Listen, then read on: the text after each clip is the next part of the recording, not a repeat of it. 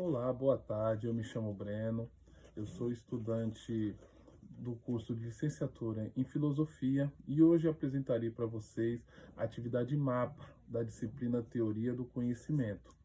Irei falar sobre o discurso do método, apresentando quatro preceitos do método do filósofo René Descartes, conhecido como o pai da filosofia moderna. Eles são os métodos conhecidos como evidência, divisão, condução em ordem dos pensamentos e enumeração completas e revisões. Esses preceitos elevam o seu espírito à conquista da verdade, pois torna o impossível do falso na veracidade do verdadeiro.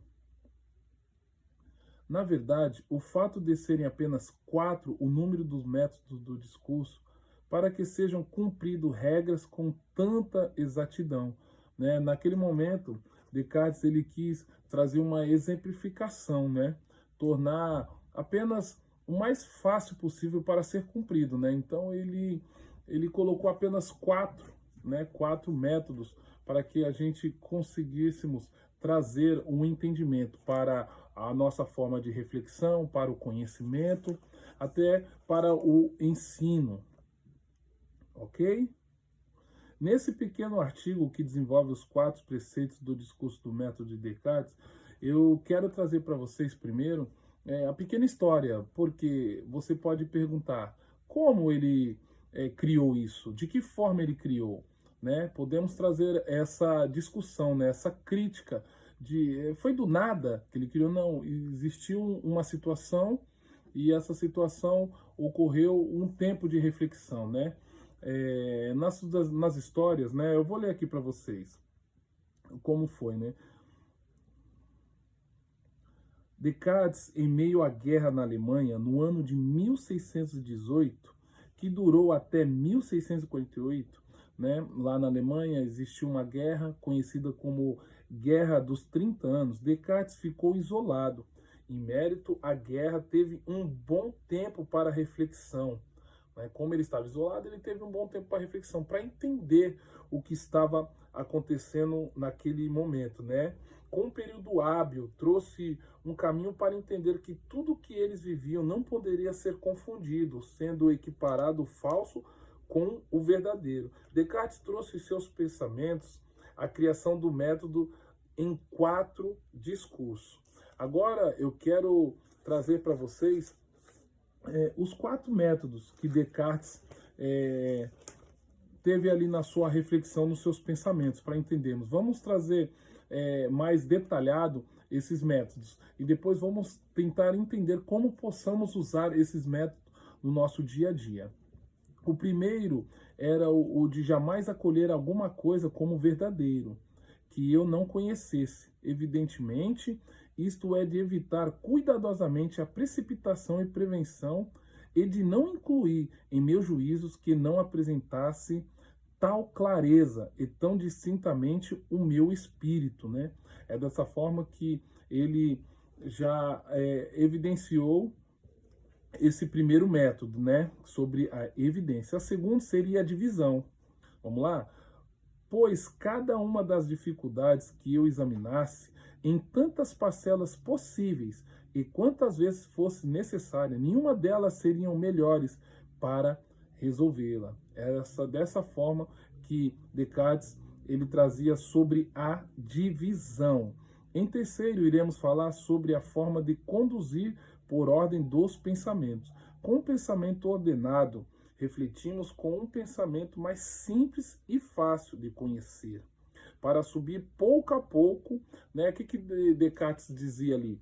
Para termos um pensamento ordenado, precisamos fazer por etapas, subir degrau por degrau, para que possamos compreender os nossos pensamentos em uma coordenação, uma ordenação, para que não extrapolasse a linha de raciocínio. Ok? Vamos tomar a leitura aqui. Até o conhecimento dos mais compostos e supondo uma ordem entre o que não se procede naturalmente uns dos outros. E por último, o de fazer em toda parte enumeração tão completas e revisões, que é tão geral que eu tive certeza de nada omitir, né? O que Descartes diz ali? Que tudo que ele fazia, ele tinha convicção de não omitir, por isso que ele trazia o resultado, a reflexão correta dos seus pensamentos. E tudo isso trouxe palavras-chave, né, que trazemos para o dia de hoje, né? Esses conceitos, né, essa metodologia dele trouxe palavras-chave que possamos trazer no nosso cotidiano. São palavras como psicologia evolucionária, ética, filosofia política, formação do caráter, evolucionismo, emotivismo, né? E são muitos outros que possamos relatar agora. Mas eu entendendo essa linha de raciocínio de Descartes e eu trazendo hoje, né, na minha reflexão, como posso usar no dia a dia, eu trarei aqui para vocês sobre os quatro, da minha forma, do meu raciocínio, de como eu posso trazer para o dia a dia, né, sobre a evidência. Antes de tomar uma decisão, questione a evidência que você tem. Pergunte se as informações que você possui são confiáveis e se foram obtidas de fontes respeitáveis. Por exemplo, ao considerar uma compra, pesquise opiniões de outros consumidores e analise de especialistas. É dessa forma que possamos trazer a evidência no nosso dia a dia. Sobre a divisão, quando confrontado com um problema complexo, divida-o em partes menores e mais gerenciáveis. Isso pode ser aplicado em tarefas diárias, como organizar um evento, em vez de pensar em tudo de uma vez. Divida em etapas: local, convidados, alimentações e etc. Né? Se você for trazer essa divisão, você consegue colocar demais coisas no seu dia a dia, né? Sobre a condução de ordem dos pensamentos, né? A sequência, né? Algumas traduções dizem sobre sequência. Aborde as partes dos problemas em uma ordem lógica. Ao planejar um projeto, comece pelas etapas fundamentais antes de avançar para detalhes mais complexos. Por exemplo, ao estudar para um exame, inicie pelos tópicos mais importantes ou aqueles em que você tem mais dificuldades. Legal, né? Ok? E agora sobre enumerações completas e revisões. Ou também podemos falar sobre simplicidade. Busque soluções simples e diretas. Muitas vezes a resposta mais eficaz para um problema é a mais simples.